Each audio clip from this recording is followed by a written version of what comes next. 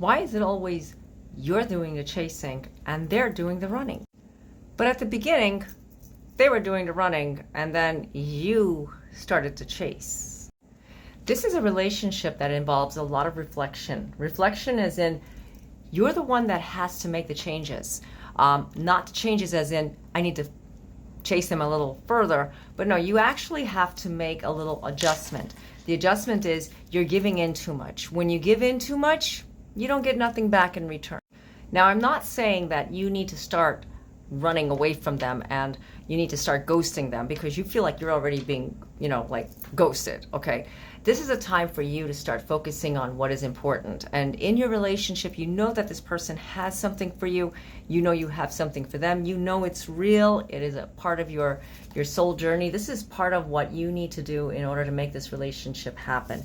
It's not about you doing all the chasing. It's not about them doing all the running or vice versa, okay? These roles play a role in every relationship, not necessarily just twin flames. Twin flames do happen to go through that phase at the very beginning or like maybe a few years down the road. Runners and chasers happen in all soul connections. So remember, just because you're going through this runner-chaser stage, it doesn't mean that it's always going to be that way. It's time to be authentic. It's time for you to start focusing on what's important, and that's not looking at them and trying to talk to them and tell them what is right and what is wrong. There's going to be changes. There's going to be something. No one can tell you what to do in a relationship, even though you ask, what should I do in my relationship? You can go to friends, you can go to family.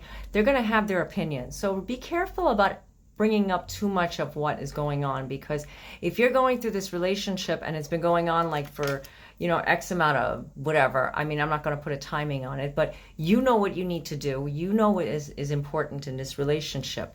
You're going through this for a reason, and it's not the reason that you think it is. It's not about you making those changes so that you can make this relationship work. There's a lot of changes coming in for you, for your sanity, your spirit, your energy.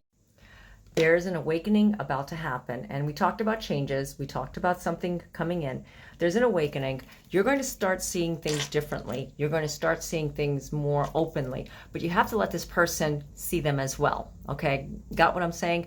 You can't keep telling them. You can't keep coming up to them and telling them what they need to do or what you want out of this relationship. If you keep on persisting it becomes to a point where it's like a job. It's a task. It's like, why do I have to, always come to them and tell them what is wrong? What's happening in our relationship? Why does the discussion always have to be about that? Why not have fun?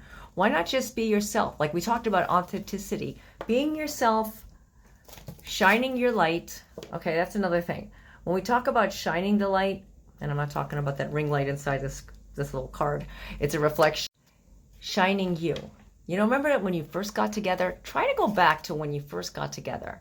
Yeah, it was nice at the beginning. It was so beautiful. It was total bliss. We just loved, that feeling of, like just getting together.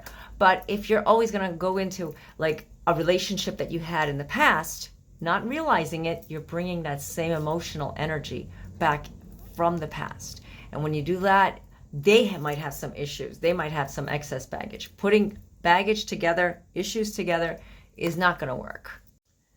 Your person needs you. You need that person. It's time for calmness. Calmness. Take it down.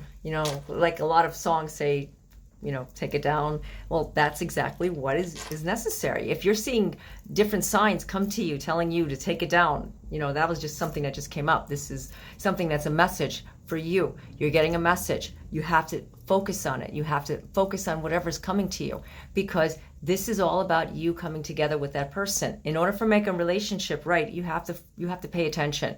You can't just keep going back and forth with bringing up something that is agitating you, because you got triggered. They got triggered. And before you know it, they're ghosting you, because nobody wants to constantly go back and forth into a relationship that seems like the same relationship that they had before. Although you do know that person is amazing, that person is meant for you, you can feel it, and it's probably most likely a soul connection.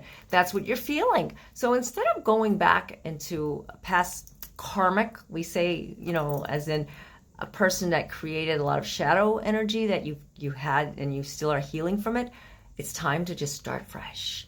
It's time to just start all brand new. And you know what? That reflection that we talked about at the very beginning, well, they become the reflection of you. So I hope that this reading resonated with you. There was a lot of important messages. Take what resonates, leave what doesn't.